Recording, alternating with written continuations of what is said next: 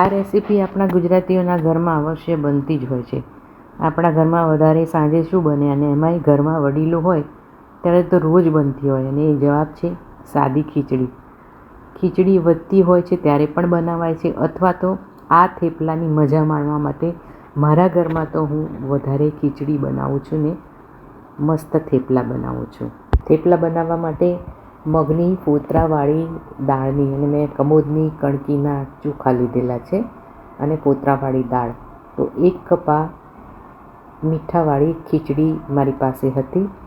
હવે એમાં હું 1 કપ ઘઉંનો લોટ ઉમેરું છું, 5 ચમચી હિંગ, અડધી ચમચી હળદર, 1 ચમચી મરચું,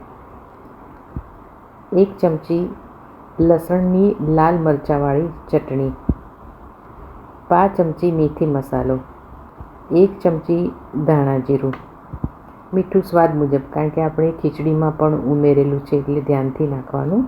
તમને આમાં ખાંડ ભાવતી હોય તો પણ ઉમેરી શકો છો, ને દહીં પણ ઉમેરી શકો છો. મેં તેલનું મોયણ પણ સ્કીપ કર્યું છે, કારણ કે ઓલરેડી ખીચડી એટલી બધી સોફ્ટ હોય છે તો જરૂર નથી પડતી. 1 ચમચી મીઠું, અને હવે મેં 1 ચમચી સરગવાનો પાવડર, જે હેલ્થ માટે સારો છે, એટલે આમાં ઉમેરીએ તો ખવાઈ પણ જાય છે, ખબર પણ નથી પડતી. તેલનું મેં મોયણ નથી નાખ્યું. બરોબર પહેલાં મિક્સ કરી લેવાનું છે, કારણ કે ખીચડી સોફ્ટ હોય છે અને એનું પાણી પણ છોડતી હોય છે. 1.5 કપ મેં ફ્રોઝન મેથી લીધી છે. તમને ફ્રેશ મળે તો ફ્રેશ મેથી પણ તમે વાપરી શકો છો.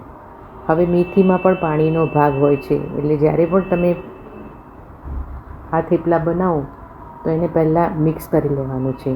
તો બરોબર મસાલો મિક્સ થઈ જશે તો ખીચડી એનું પાણી છોડશે અને મેથી પણ એનું પાણી છોડશે. મસળીને લોટ બાંધશો તો લગભગ પાણીની જરૂર નહીં પડે. મેં આમાં પાણી ઉમેર્યું નથી અને એમ જ લોટ બાંધી લઈએ છીએ. લોટ બંધાઈ જાય એટલે એને તેલથી સરસ મજાનો ટૂંપી લેવાનો છે, રેસ્ટ આપવાનો નથી. મેથી અને ખીચડી પાણી છોડતા હોય છે, જો રેસ્ટ આપશો તો ઢીલો થઈ જશે. તરત મસળી 2-3 મિનિટ મસળી લેવાનો છે અને તરત જ થેપલા બનાવવાના છે. તો થેપલા બનાવવા માટે પહેલાં તવીને પ્રીહીટ કરવા મૂકી દેવાની છે.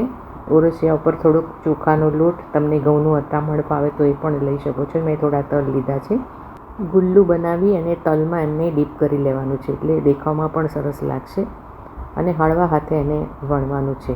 ખીચડી હોય છે એટલે કિનારો ફાટતી હોય છે, એને બરોબર સીલ કરી અને વણશો ધીરા હાથે તો થેપલા સરસ થશે. જાડા પાતળા તમારા ઘરમાં જે રીતે ખવાય એ રીતે તમે એનો આનંદ માણી શકો છો. તો હું અહીંયા થોડાક જાડા રાખું છું. મિત્રો, મગની ફોતરાવાળી દાળ આયર્ન, પ્રોટીન અને ફાઇબરથી ભરપૂર હોય છે, અને એમાં ઘઉંનો લોટ ને મેથી મિક્સ કરીને થેપલા બને ત્યારે મસ્ત લીલી ભાત પણ દેખાતી હોય છે, અને નોર્મલ જે થેપલા બનાવીએ એના કરતાં આ થેપલા બહુ મસ્ત પોચા બનતા હોય છે. પ્રીહીટ કરેલી તવીમાં થોડો લોટ વધારે હોય તો ખંખેરી અને એને એક બાજુ શેકવા દેવાના છે. હવે બીજી સાઈડ પલટાવી અને ઉપર તેલ ઉમેરી અને સરસ રીતે ગળ પડે એ રીતે એને ચડવી દેવાના છે. ખીચડીમાં દાળ ચોખા મસ્ત રીતે ચડી ગયા હોય છે, એટલે આ થેપલા વધારે સોફ્ટ બને છે અને ટેસ્ટમાં પણ બહુ જ સારા લાગે છે. ગૃહિણીઓની સાચી ઓળખ વધેલો સારો ખોરાક સમજદારીપૂર્વક ફરીથી ઉપયોગ કરવો, અને સ્વાદનો સ્વાદ અને પોષણનું પોષણ. આપણા દાદી અને મમ્મીઓએ આવી કંઈક રેસીપી આપણને શીખવાડી છે. તમે બનાવો છો કે નહીં, કોમેન્ટમાં ખાસ લખજો. ખીચડી વધી છે તો ચિંતા શાની, રીત છે આ તો બહુ જૂની. લોટ ઘઉંનો એમાં નાખ્યો, મસાલાનો સ્વાદ એમાં નાખ્યો, નરમ નરમ થેપલા થશે ભારે.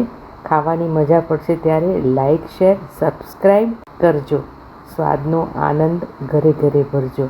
તો મિત્રો, સરસ મજાના આ થેપલા તૈયાર થઈ ગયા છે, અને તલ નાખવાથી એકદમ સરસ લાગે છે. તમે જોઈ શકો છો, મરચાં સાથે, ચા સાથે, છુંદા સાથે, અથાણા સાથે, દહીં સાથે, બહુ જ ઓપ્શન છે. તો તમે પણ બનાવજો. રેસીપી ગમી હોય તો ચેનલને લાઈક, શેર કરવાનું ભૂલતા નહીં, કોમેન્ટ કરવાનું ભૂલતા નહીં. ક્યાંથી જોઈ રહ્યા છો એ ખાસ લખજો. ફરીથી મળીશું નવી રેસીપીના પ્રયોગ સાથે. Thank you.